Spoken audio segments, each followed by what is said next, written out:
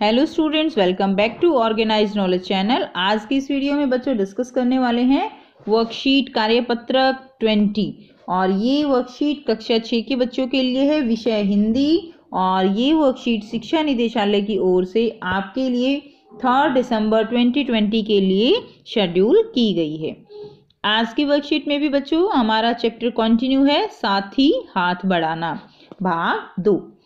So now let's start.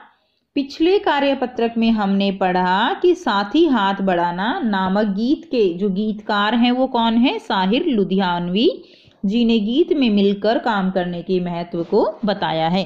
तो हमने last worksheet में भी पढ़ा था बेटे, हमने पढ़ा कि हमें मिलकर काम क्यों करना चाहिए। ठीक है, उन्होंने बताया कि मेहनत करने वालों ने जब मिलकर काम किया है तो सागर ने भी उनके लिए रास्ता छोड़ दिया और पहाड़ों ने भी मेहनत करने वालों के आगे अपना माथा झुकाया है। तो अब हम इसको आगे कंटिन्यू करेंगे। साथ ही हाथ बढ़ाना, मेहनत अपने लेख की रेखा, मेहनत से क्या डरना, कल गैरों की खातिर की आज अपनी खातिर करना। अपना दुख भी एक है साथी, अपना सुख भी एक, अपनी मंजिल सच की मंजिल, अपना रास्ता नेक, साथी हाथ बढ़ाना। तो बेटा यहाँ पर बताया गया है कि जो मेहनत है, देखो हम कहते हैं कि हमारे हाथों में लकीरें होती हैं और वो हमारी किस्मत तय करती हैं। ठीक है, लेकिन ऐसा नहीं है।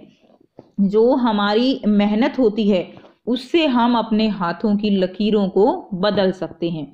यानी केवल अगर हम कोई मेहनत ना करें, ऐसे ही बैठे रहें, सोचें कि अपने आप ही सब कुछ हो जाएगा, तो बेटा वो तो होने वाला नहीं है। ठीक है ना, अगर आपको कामयाब बनना है, अगर आपको कुछ करना है तो आपको मेहनत करनी पड़ेगी, आपको पढ़ाई करनी पड़ेगी, तभी आप अपने एम तक, अपने लक्ष्य तक पहुंचोगे। तो यानी यहाँ पर साहिर जी कहते हैं, गीतकार कहते हैं कि मेहनत अपने लेख की रेखा, यानी मेहनत से हम अपनी जो हाथ की रेखाएं हैं उनको बदल सकते हैं। तो मेहनत से क्या डरना, तो हमें मेहनत से नहीं डरना चाहिए।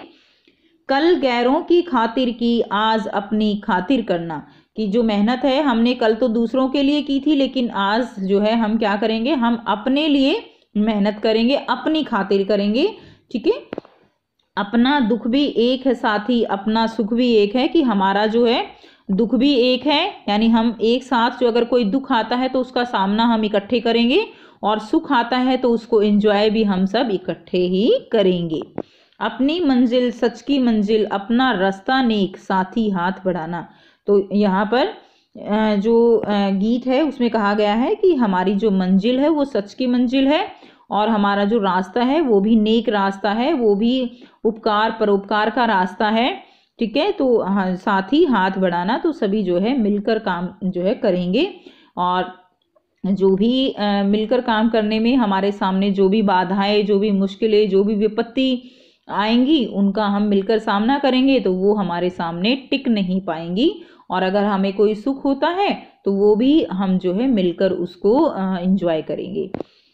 एक से एक मिले तो कतरा बन जाता है दरिया, एक से एक मिले तो जर्रा बन जाता है सहरा। तो बेटा यहाँ पर देखिए क्या कहा गया है, एक से एक मिले तो कतरा, कतरा यानी पानी की बूंद, बन जाता है दरिया, दरिया यानी जो नदी है, ठीक है ना, तो झरना है, तो इस तरह से दरिया जो है वो, कि जब पानी की एक बूंद, पानी की एक बूंद बहुत छोटी होती है, लेकिन वही पानी की बूंदें जब आपस में मिल जाती हैं तो वो एक बहुत बड़ी दरिया, बहुत बड़ी नदी जो है वो बन जाती है। एक से एक मिले तो जर्रा बन जाता है सहरा।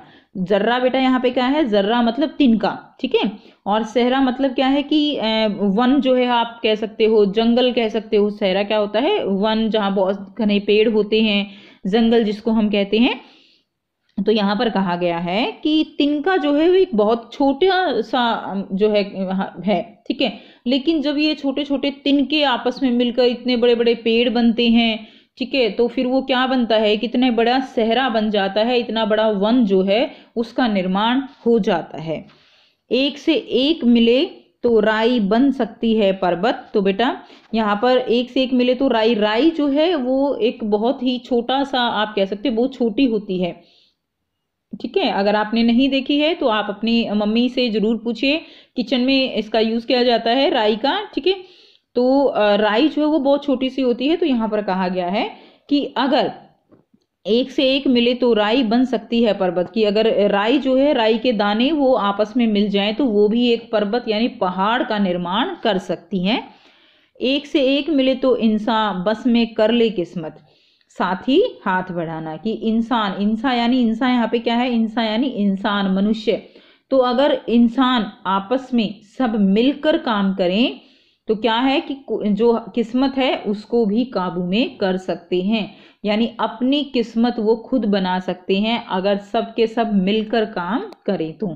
ठीक है, तो यहाँ पर भी बेटा इस गद्यांश में भी जो है यहाँ पर हमें उसका काम करने का, इकट्ठे मिलकर काम करने का महत्व बताया गया है।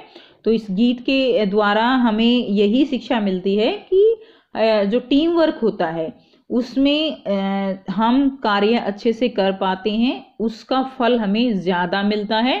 ठीक है, और हम आने वाली मुश्किलों का सामना भी अच्छे से कर पाते हैं। सो अब बेटा यहाँ पर दिए गए हैं कुछ प्रश्न, इनके उत्तर हमें करने हैं।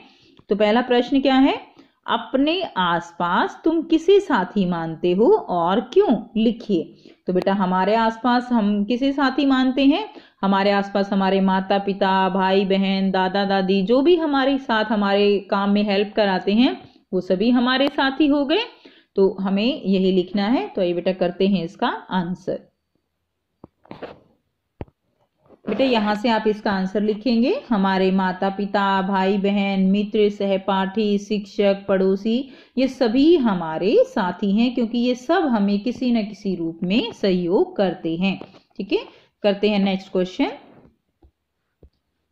प्रश्न 2 है, आपके घर में मम्मी और पापा के क्या क्या काम हैं, क्या वे एक दूसरे का हाथ बटाते हैं। तो बेटा ये आपको खुद से लिखना है, आपके घर में मम्मी पापा के क्या क्या काम हैं। अब हो सकता है किसी के मम्मी पापा दोनों वर्किंग हो सकता है बेटा किसी की मम्मी हाउसवाइफ हो। यहाँ से बेटा क्वेश्चन नंबर 2 करेंगे। पापा और माँ को अनेक काम करने होते हैं, जहाँ एक और पापा कार्यालय जाते हैं। कार्यालय क्या होता है बेटा, ऑफिस।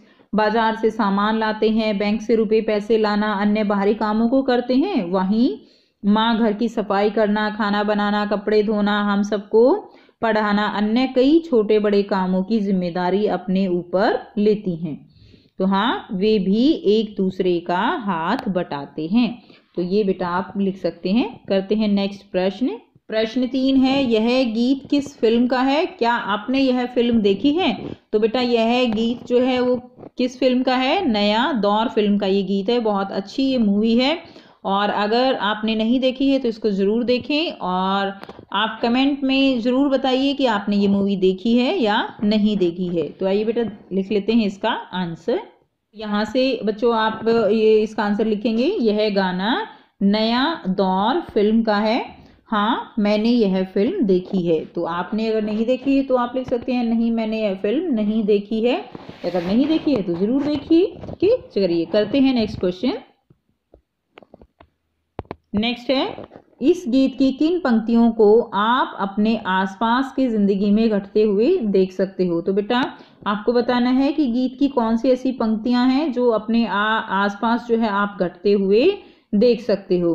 तो वो आपको यहाँ पर लिखनी है। तो बेटा जो भी आपको अपने चारों तरफ दिखता है कि हाँ ये जो है हमारे चारों तरफ इन पंक्तियों में जो लिखा गया है, जो बताया गया है, ये हमारे आसपास होता है, तो वो आपको यहाँ पर लिखनी है। उदाहरण के लिए मैं आपको यहाँ पर आंसर बता देती हूँ। तो बेटा इसमें जो ये पंक्तियां हैं, मेहनत अपने लेख की रेखा, मेहनत से क्या डरना, तो ये पंक्तियां हमने अपने आसपास घटित होते हुए देखी हैं। जो लोग मेहनत करते हैं उन्हें कामयाबी जरूर मिलती है। नेक्स्ट देखिए प्रश्न 5, हाथ और हस्त एक ही शब्द के दो रूप हैं। नीचे दिए गए शब्दों में हस्त और हाथ छिपे हैं। शब्दों को पढ़कर हाथों का इनमें क्या काम है लिखे। तो बेटा यहाँ पर ये कुछ शब्द दिए गए हैं जिनमें हाथ या हस्त का प्रयोग हुआ है। तो यहाँ पर इनका क्या काम है वो हमें लिखना है। तो आइए बेटा करते हैं इनका आंसर। तो बेटा देखिए पहला दिया गया है हाथ घड़ी। हाथ घड़ी हाथ की कलाई पर पहनी जाती है। दूसरा है हथौड़ा। हथौड़ा क्या है, एक लोहे का औजार है जिसे हाथ से पकड़कर चलाया जाता है। तीसरा है हस्तशिल्प। हस्तशिल्प में क्या होता है कि शिल्पकारी का काम जो है वो हाथ से ही होता है, इसीलिए उसको बोलते हैं हस्तशिल्प। नेक्स्ट देखिए हस्तक्षेप। हस्तक्षेप का अर्थ होता है किसी कार्य में दखल देना, इसमें हाथ का कोई कार्य नहीं है। ठीक है, तो इसमें हाथ का हस्तक्षेप यानी किसी काम में दखल देना होता है, इसमें हाथ का कोई कार्य नहीं है। निहत्था। निहत्था क्या होता है? निहत्था उस व्यक्ति को कहते हैं जिसके हाथ में कोई हथियार नहीं हो। नेक्स्ट देखिए हथकंडा। हथकंडा है किसी कार्य को पूरा करने के लिए अनुचित तरीका अपनाने को कहते हैं, इसमें भी हाथ का कोई कार्य नहीं है। नेक्स्ट है हस्ताक्षर। हस्ताक्षर क्या होता है? साइन करना। हस्ताक्षर करते हुए हाथ से अपना नाम लिखकर सहमति व्यक्त की जाती है। नेक्स्ट है हथकरघा। हथकरघा में हाथों से किए जाने वाले लघु एवं घरेलू उद्योग धंधे शामिल हैं, जैसे करघा पर कपड़ा बुनना।